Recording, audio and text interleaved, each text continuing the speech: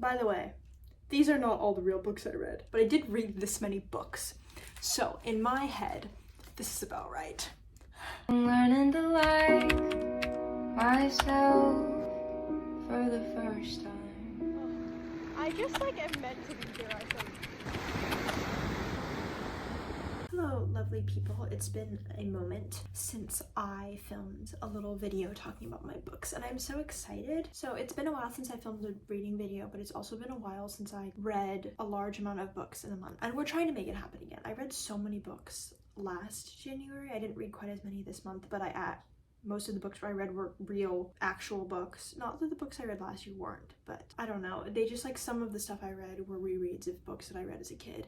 And so, to me, they were less substantial. I'm proud of myself for what I've done this month, and I just wanted to talk about it because I think it's so much fun, and I'd love to share it with you. So, I have my Storygraph and my Goodreads pulled up right here. I've read, just stats-wise, I have read 8 books this month, which is pretty good, honestly. That's about like 2 books a week. I will say a lot of what I read this month was dystopian or historical fiction, and I think that a lot of that is because of like the state of the world. I don't necessarily want to be like a political person here on the internet because I feel like that's kind of dangerous, but also reading is inherently political, and you know, the whole like vote with your dollar, vote with your reading. It's important to read stuff like banned books, especially in these times. So that's what I'll say about that. The first book I read was Monticello, A Daughter and Her Father by Sally Cabot Gunning, and I also realized I have some books, but I don't have all the books. I have some books with me, but one of my ins this year is going to the library. I have really been enjoying checking out library books.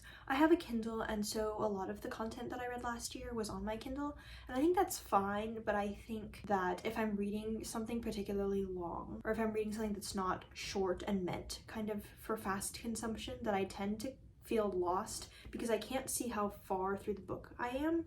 And it's not that it's an unpleasant experience to read a book, because I read lots of books and I love reading books, but I tend to feel lost, and that kind of takes me out of the story a little bit. And so one thing I've been trying to do is go to the library and pick up books, because libraries are good. You should support your libraries. So I don't physically have a lot of the books that I read, but I'll definitely put the cover up on the screen and talk about them. So the first book I did read was Monticello, A Daughter and Her Father, and this book I just picked up at the library. I was just perusing the shelves, and that's something I also love doing so much, that I kind of regained with this little library situation. And I really enjoyed that I could just go and pick up any book, and it wasn't something that had been previously recommended to me, because I do enjoy recommendations. I have a TBR list that's so long, probably like most other people, but I enjoy the concept of finding something just totally random that I would really enjoy. And in this case, I did really enjoy it. It's one of my favorite books I've read in my adult years, I would say. But this was a historical fiction about the daughter of Thomas Jefferson, Martha Jefferson, but not his wife Martha, his daughter Martha, if that makes any sense. I wish I knew why I didn't just say Martha Jefferson Randolph,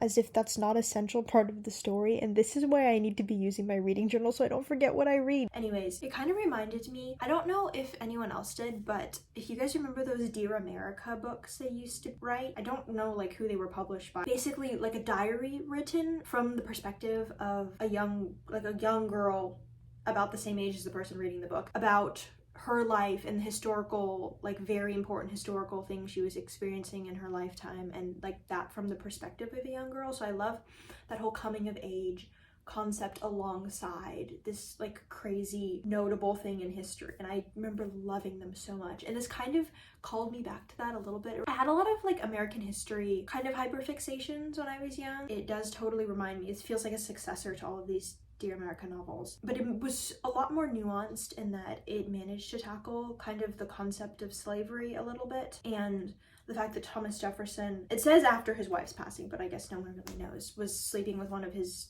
slaves and had a child with her. And it talks about not only his kind of lifetime and the things that he achieves, but about his home life, and now his daughter, his real daughter, but it's fictional, responds to that and kind of feels internal struggles with both the concept of slavery and her family's diminishing money, and then also the fact that one of the slaves is sleeping with the father and with her father, and she feels torn up by that because of the slavery, and also because her father is sleeping with someone who's not her mother. So it's just really interesting. It's really nuanced. It's full of character. There's a lot of nature in it. They talk a lot about Monticello and the plantation, how much she loves it.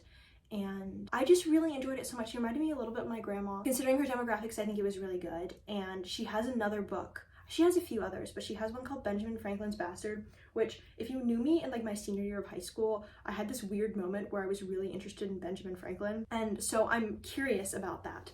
But this is definitely a recommendation that I would recommend to you if you enjoy historical fiction, and I think it would be really fun to read because I think it's a recommendation that most people are not giving, and I think it's probably one of the best books I read this month. So that's just my thought. The next book I read was The Secret History by Donna Tartt, and I think I actually began reading this, I want to say in the fall, and I was reading on my Kindle, so I took a step back because it's so thoroughly long. Yeah, so I began at the beginning of November, so it took me about 2 months to read on and off, and I think this is one of the reasons that I have so much trouble with my Kindle, is that I get really stuck and lost, and especially because it's so long and so fever dreamish, I was just kind of feeling like hopelessly stuck in this story, which was amazing and beautiful and so dark academia, so whatever. I promise there are people who have said cooler things about this book on the internet who are not me, but I personally enjoyed it. It did feel really long, and I think that was my biggest drawback, and it wasn't really because of the book, it was because of the way that I was reading the book and the way that I was approaching it, but that kind of made it less of a pleasant experience for me. I do think it isn't super overhyped, but I think people misrepresent it on the internet. It's a very good literary fiction moment. Sorry, I'm reading my review kind of a little bit, my own like personal review, but I think they're twisting it and like aestheticizing it, and it's not for everyone, and so that's my take on it, but I enjoyed it. I also read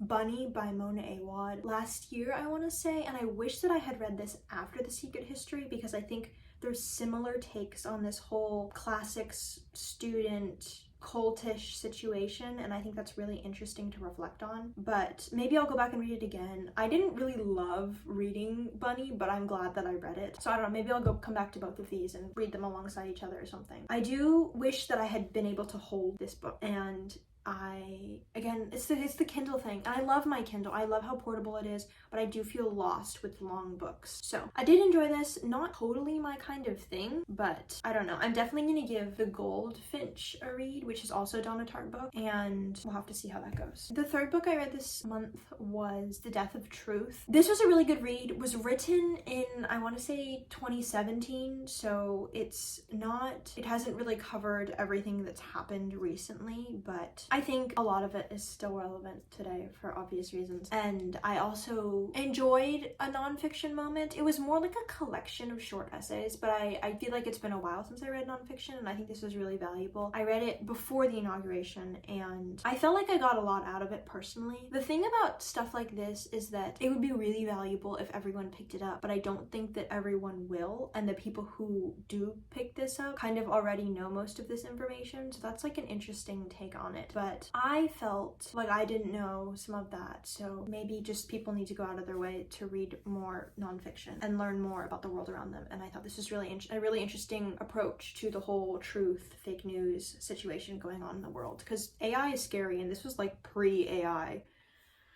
The next book I read was Forever Interrupted by Taylor Jenkins Reid. I believe this is her first book, but I'm a big Taylor Jenkins Reid girl. I loved The Seven Husbands of Evelyn Hugo. I really enjoyed Daisy Jones and the Six. I also loved the show. It is one of the few moments where I think the show is just as good as the book.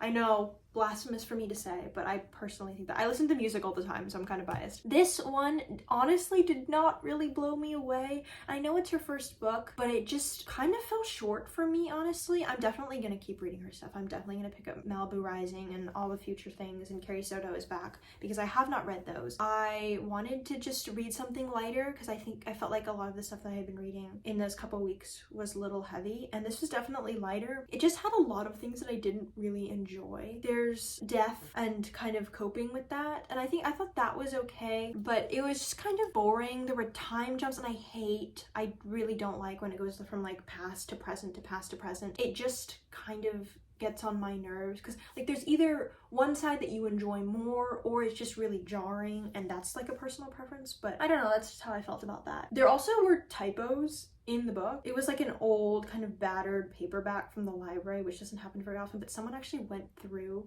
and crossed out every F word and like within pencil changed the grammatical errors, which I thought was really funny, but also funny because the protagonist's mother-in-law lives in an area that I'm very familiar with, and so it was just jarring in terms of like her whole situation and like timing wise, like it taking this long to drive from here to there, and then when it's just totally wrong, not totally wrong, but just like very odd. I also couldn't, the main character was kind of annoying, and I hate to say that because she's dealing with a big loss and I understand that.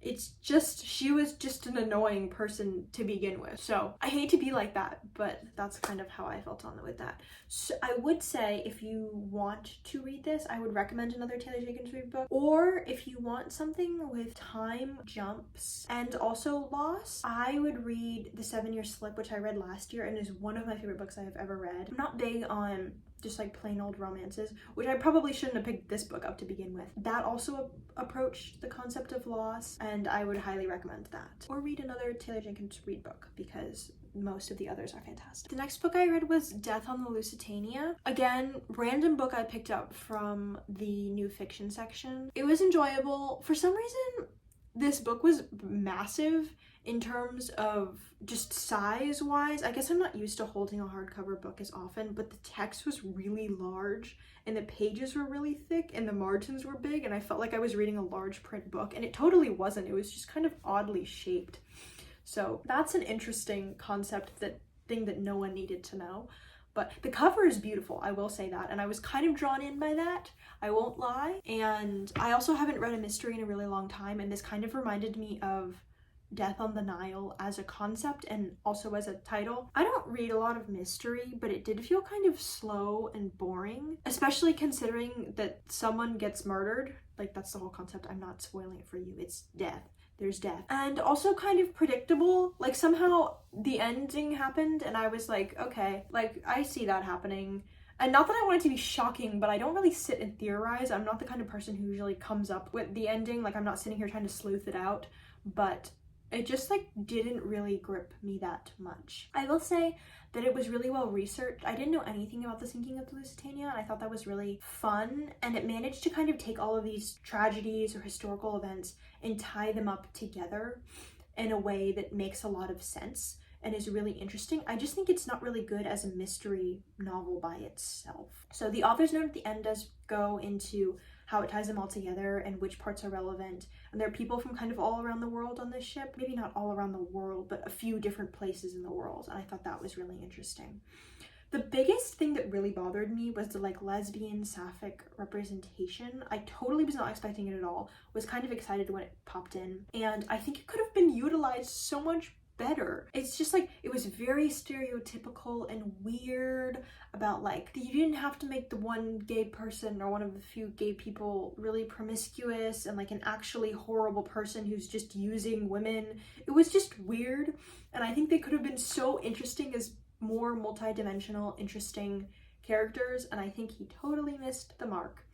But that happens. So I would not recommend this book, and I don't think I'm going to read the second, but wanted to share it with you anyways. Then I read A Clockwork Orange. We're finally getting to books I can hold in my hands. This is a library copy. My family owns a copy. I don't know why I picked this up from the library, but they had it in here, so I picked it up anyways. I thought it was really interesting. I tend to really try to approach classics with an open mind. The first third of this was really difficult to get through. It's supposed to be difficult to get through on purpose, but I just found it really clunky and felt a little slumpy about it, and like I was in sludge and stuck there forever, and I didn't want to be there, and that was kind of unpleasant. I wrote here in my like little review to myself that I have been reaching for more dystopias, which is true. I think I mentioned this like 15 times already, but with the political situation, and I want to read lots of banned books and things, and I should probably take a break is what I told myself, and then I read a bunch more. So that's fun. I think at the end of this, I really did feel kind of not touched, but it felt real. It appealed to my humanity more than I thought it would. I think maybe it could have been the whole music thing. I don't really know. I didn't expect to get as much out of it as I thought I would after reading the first third of the book. So that was really interesting. I did find some things that I wanted to commonplace and save, and I think that is the most valuable part of it to me. I read a copy that did have the last chapter. I know some don't. It was interesting to reflect on it without the last chapter, I guess. Do you prefer it with the last chapter or not? I do personally, because I'm just a girl and I like happy things, but I think even without the last chapter, it kind of still provides a similar effect. Not necessarily story resolution wise, but emotionally. So I don't know, that's just my take. This copy also has an original picture of his very first typescript, and I think it's really funny because it's got his drawings in it, and I think those are so cool. And like, this is real because I also picture it like this, and I thought that was kind of fun. So that's what I got from that. There's also an essay of his at the end that I took a lot out of personally, so maybe I should just read his essays and not his fiction. But that's me. That's how I felt about it. The next book I read, again, I picked up from the library, and it was Tiananmen Square by Lai Wen, who I think is a pseudonym, which I always, again, ever since reading Yellowface, I kind of approach Asian pseudonyms with a very light hand because I'm afraid and I don't know who to trust. But I also didn't even really enjoy Yellowface that much. I enjoyed this book more. So I think most people disagree with me. Again, I love a little Dear America, and this is very much not Dear America, but sorry, ran out of storage here for a moment. It was very much a coming of age situation. I do love that this book is so new and wonderful. It feels like I'm reading a new book and totally not like a library book. I digress. It was really nice. I think it talked about Tiananmen Square less than I kind of wanted it to, because I wanted to learn more, and I feel like I don't know nearly enough about like this real historical event that has happened, especially as someone who's like Chinese American kind of. So that was interesting. But I really do wish I had delved into that a little bit more. But I feel like a lot of criticism I read on this book was a lot more negative than I expected. Both approaching it and then also coming out of it. I didn't really feel as negatively about this as most people I read did. I do wish I had learned a little bit more. Again, I said that. But I also like probably should do my own research and learn these things. So maybe I'll read a nonfiction about Tiananmen Square. I think I need to take a break from things that are so depressing at the moment. But I definitely want to return to learning a little bit more about this. It has been a while, by my own fault, since I read an Asian author or an Asian story, and I definitely want to step into that more this year. It's such kind of a refreshing experience to me because I think there are parts of the Chinese experience that are unique, and it feels very familiar to me, especially as someone who's like Chinese Hawaiian. So to see that represented in media is a big deal to me, I think. So I'm definitely going to try and approach more, I think, specific things about the family structure and just the way that they do things is just so touching to me and feels a little bit like coming home, which is so wild that fiction can make you feel that way, but it totally does. I did really enjoy this, and I probably should take a break from historical fiction, but I enjoyed it so much. And I think it approached detail. It was really well written. Detail-wise, it was so nice. I love kind of a sensory experience, and I did feel like it really did that.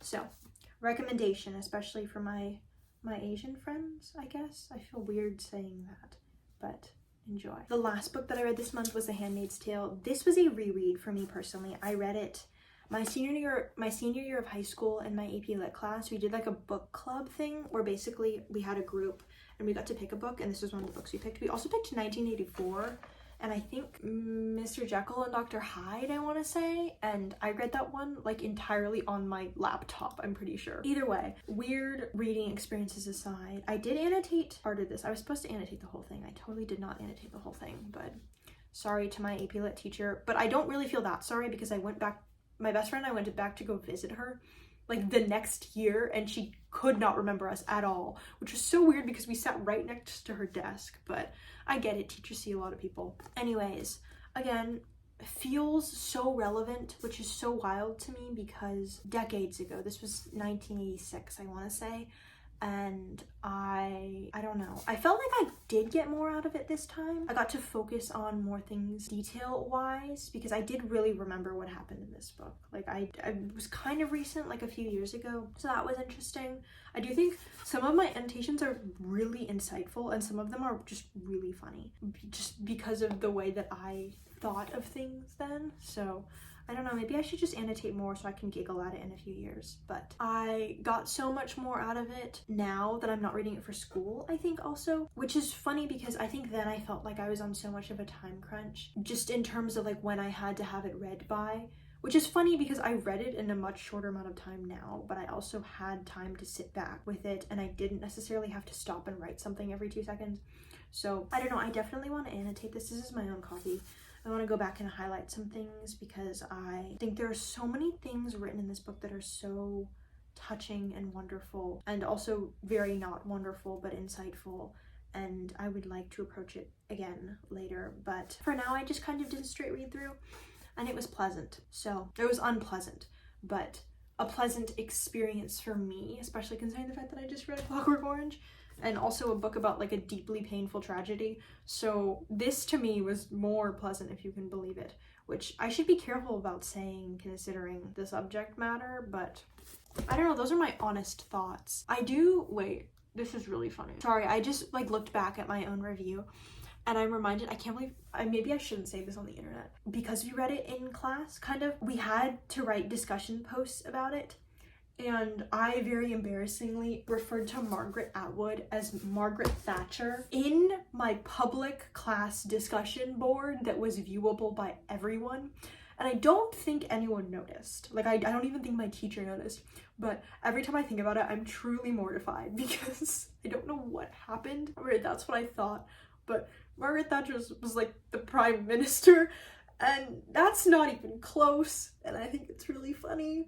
But I hope it makes someone laugh today. That's what I think all of this has come to. I also, oh my gosh, you should read this book. This is my greatest recommendation. I think it is super relevant. I think it's a good classic to read now. I don't know if it's even considered a classic, but I do. It's a classic to me.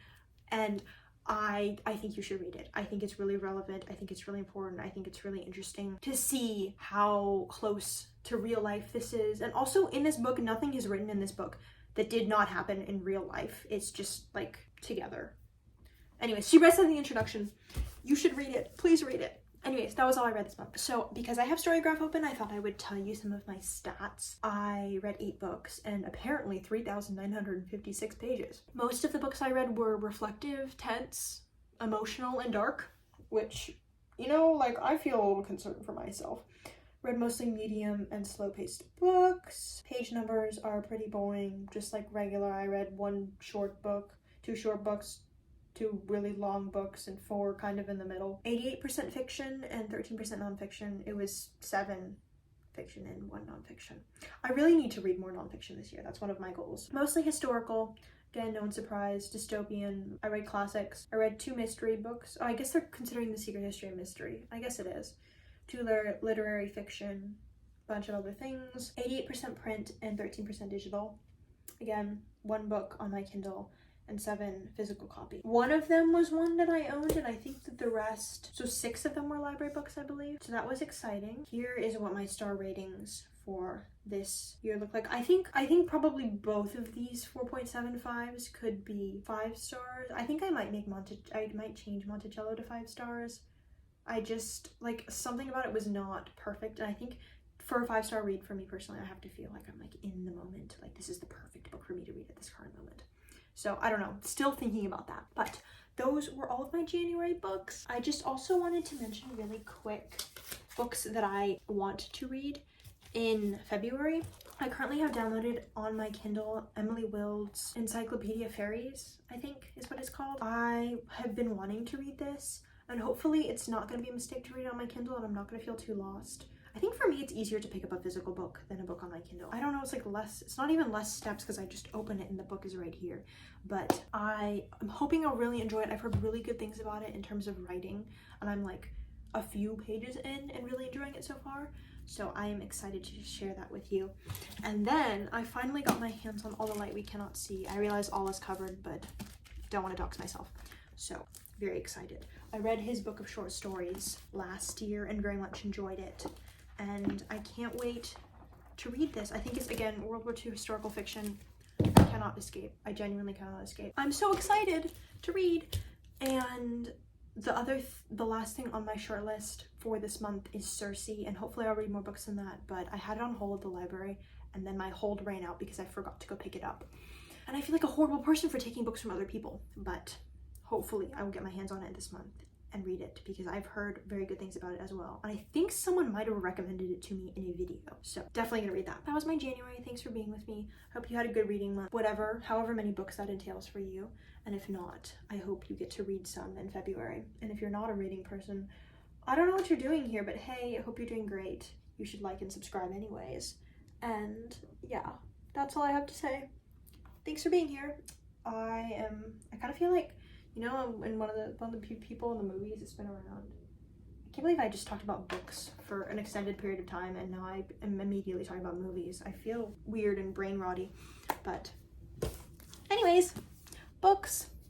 Thanks for being here. I feel like I should take a cute thumbnail. Okay, I'm gonna do that not when I'm filming. Goodbye. I love you dearly. See you later.